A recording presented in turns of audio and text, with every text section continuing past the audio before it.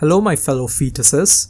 Today I wanted to talk about the moistiest man on the internet, Jesus Christ himself, the famous lead Hunger Games actor, Moistcritikal, or Penguinz0, better known to us viewers as Charlie or Charles White. There's just something special about him and his videos that many other YouTube creators just don't have. He doesn't have flashy thumbnails, he doesn't do clickbaity titles, and he has very minimal editing overall. But yet, he's a very popular person on YouTube. Why is this so? It's simple really. It all boils down to Critikal as a person. His ability to make witty comments on the spot which are unlike anything I've ever heard is one of the greatest things of all time.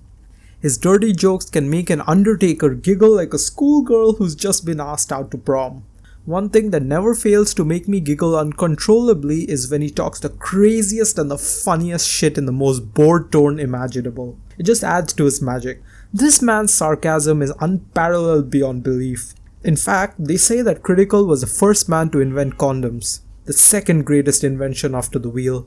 His videos were the very first place I heard about the term chocolate starfish. If you don't know what that means, I encourage you to think about that one place on your body where the sun doesn't shine. His commentary abilities are unparalleled, and this is the very reason he's the top tier entertainer. He's also a very authentic person. How many times have you seen those videos where the YouTuber shouts at the camera for 15 minutes talking about buying his merch or checking out his latest diss track on some irrelevant YouTuber who had the gall to criticize his inflated ego?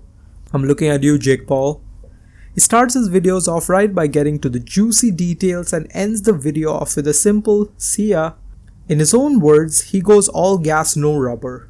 I don't think I've ever seen him ask for a like or a subscribe actually. He does something that is very uncommon for other YouTubers. He loves talking about the most embarrassing events of his life, like the story where he ran away from the GameStop girl after telling her she looked beautiful. Oh, that was a great video. And that's when she says it. A sentence that could dampen the pants of any man, even the strongest men. She says, "Thank you for shopping at GameStop." I freeze. I don't know how to respond.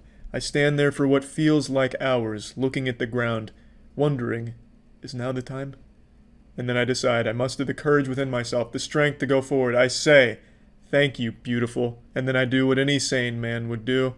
I ran away. I fucking jogged away. Before she could even actually respond, I started jogging away with the bag in my hand like I just stole the game from GameStop. But I did hear her say, "Oh."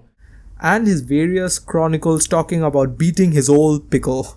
Or his Kieran videos where he pokes fun at middle-aged women having multiple midlife crises.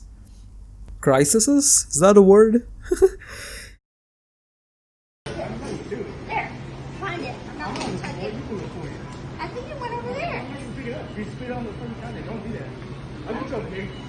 Karen going with the classics here by spitting on the man, which is a crime. So now the only rights that you're entitled to, Karen, are your Miranda rights. That's assault. And during a pandemic, it's more than assault. You're just a giant piece of shit. He's simply just a very relatable person. If you watch his videos, you'll notice that he wears the same t-shirt and his room is just messy like anyone else.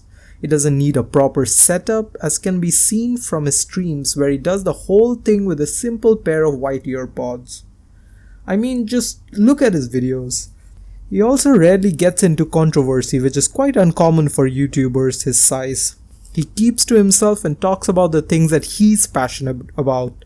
He enjoys making his videos and it's clear from his videos that he actually likes what he talks about. Like his massive card collection and his collection of rubber swords. My mom watches these, so I apologize.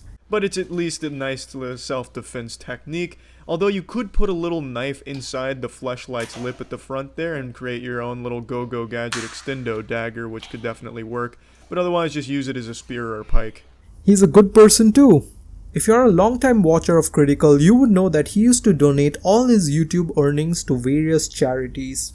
Even when he was struggling, he still donated half to his charities. Even though those charities turned out to be dishonest, it still proves that he has a good heart. And if you follow me on Twitter, you've seen all of the donation receipts over the years. But recently, I haven't donated anything. The last donation I made was June 21st, and I just wanted to explain why that is.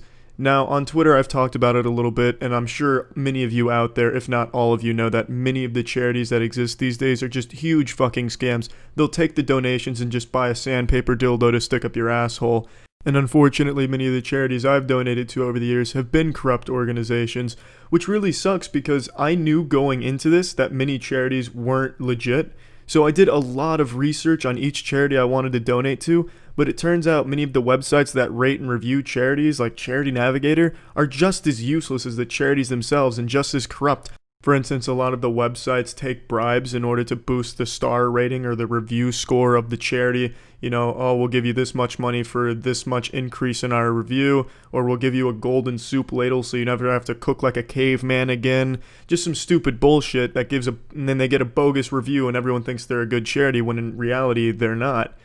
He's the very essence of what YouTube is built on.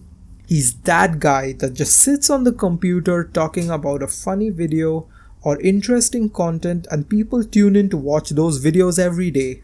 His videos are the kind where you just sit down to watch a funny video talking about some funny event that took place or just poking fun at something stupid and just watching this after a long miserable day that you just want to forget about. It's like a sanctuary where anything goes. He doesn't talk about anything political or anything controversial or basically anything that bothers people. He just tries to make you laugh and have a good time for a few moments that you sit down to watch his content. He doesn't try to be anything that he's not or put on a persona. What you're seeing is exactly what you're getting. That's why I think that Critical is the moistiest man on the planet. That's it. See ya.